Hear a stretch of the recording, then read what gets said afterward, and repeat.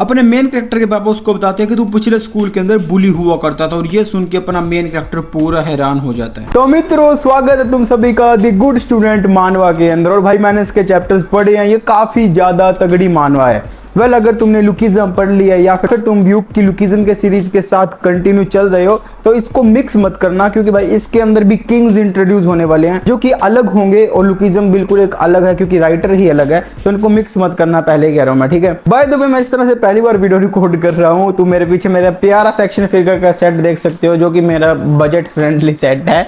हाँ, स्पेशली मेरा 11 वाला काफी ज्यादा फेवरेट है, देख सकते हो कितना ज्यादा प्यारा है।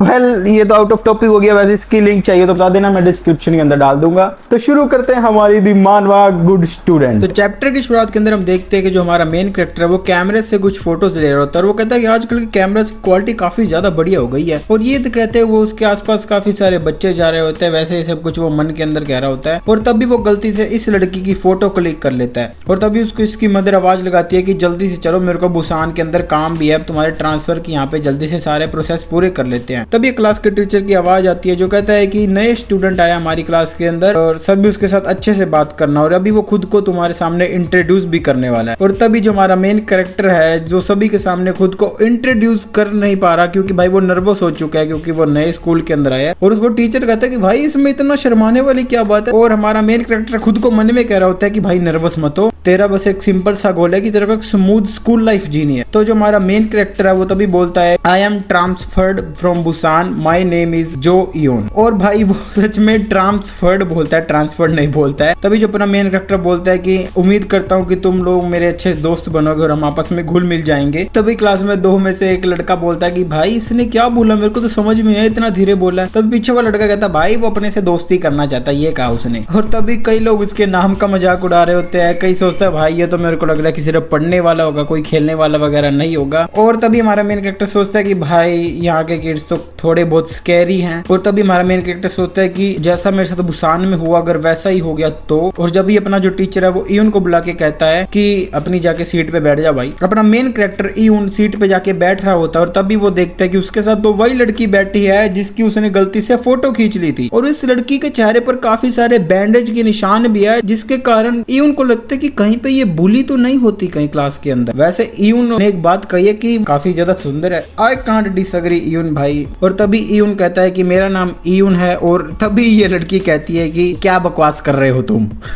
भाई पहले ही दिन पहली ही लड़की जिससे बात हुई उसने ये रिप्लाई कर दिया, रिलेटेबल हो गया भाई ये तो। तभी हम देखते हैं कि इयून ने एक्सपेक्टेशन की थी उसका सीटमेट काफी ज्यादा फ्रेंडली होगा, वो उससे अच्छे से बात करेगा, उसको स्कूल इंट्रोड्यूस करवाएगा अच्छे से। लेकिन भाई इयून के एक्सपेक्टेशंस के बिल्कुल ही अलग चली गई ये चीज। तभी इयून टेढ़ा सा उस लड़की को देखता है, और तभी वो लड़की कहती है कि ओए किसकी तरफ देख रहे तुम। तभी भाई इयून सोचता है कि ये क्या सीटमेट मिल गई भाई मेरे को। और तभी इयून को दो लड़के इंट्रोड्यूस करते हैं, और वो कहते हैं हेलो ट्रांसफर स्टूडेंट, जिसमें से लेफ्ट वाले का नाम तो होता है जो यंग मैन, और राइट वाले का नाम है किम संगहुन। तो किम संगहुन कहता है कि भाई मिलकर अच्छा लगा। यंग मैन कहता है कि भाई तेरे को एक ऐसी सीटमेट मिल गई जो तेरे को नहीं मिलनी चाहिए थी। तो अपना जो इयून है वो कहता है कि ना भाई ठीक है जैसी भी है। इयून कहता है कि फाइनली मेरे को कुछ अच्छे दोस्त मिल रहे हैं जो मुझसे बात कर रहे हैं। और तब भी ये दोनों कहते हैं कि वो हमेशा से ऐसी ही है, ये सभी के साथ ऐसे रूडली ही बिहेव करती है। और इयून ये सुन के हैरान हो जाता है कि ये इस लड़की के बारे में ऐसा क्यों बोल रहे हैं। और तभी संगुन कहता है कि चल भाई आजा कैफेटेरिया चलते हैं, तेरे को हमारे स्कूल का कैफेटेरिया दिखाते हैं। और यंग मैन कहता है कि भाई तू तो हम दोनों से ही लंबा है, क्या कोई वर्कआउट वगैरह करता था बुसान के अंदर। इयून कहता है कि नहीं भाई मैं नहीं करता था। और ये कहते हुए इयून सोच रहा था कि भाई ये लड़की आखिर गुस्सा क्यों नहीं इन दोनों से, इन दोनों ने रूड बोला है, इतना बुरा कहा है इसको, ये गुस्सा क्यों नहीं हो रही है। उसके बाद अपना जो यंग मैन है वो कहता है कि उधर बुसान के अंदर तो बच्चे स्विमिंग वगैरह करते होंगे, एबलोन्स पकड़ते होंगे। एबलोन्स मैं तुम्हें बताता हूँ शीशल्स का नाम है। इयून कहता है कि भाई वहाँ के और यहाँ के बच्चे सेम है, कुछ ज्यादा फर्क नहीं है। और तभी ये दोनों पूछते हैं कि तू भाई सियोल से यहाँ पर क्यों आ गया, वो भी हाई स्कूल के अंदर। अगर मैं हाई स्कूल में होता तो भाई मैं तो कभी भी ट्रांसफर नहीं लेता। नए स्कूल के अंदर ट्रांसफर लेना एज अ हाई स्कूल और काफी ज्यादा मुश्किल है, क्योंकि भाई नए दोस्त बनाना मुश्किल हो जाते हैं। तो इयून कहता है कि भाई मेरे पापा के काम के कारण मेरे को ये करना पड़ा। तो फिर वो दोनों कहते हैं कि अच्छा तो फिर तो तू कुछ नहीं कर सकता। और इयून ये कहते हुए मन के अंदर बोलता है कि ये एक झूठ है, असल में मेरा सियोल आने का कारण मेरे पापा का काम नहीं है, असल में कारण हूँ मैं खुद। मैं यहाँ पर ट्रांसफर हुआ क्योंकि। और तभी हम एक पास्ट स्टोरी दिखाई जाती है जिसके अंदर हम देखते हैं कि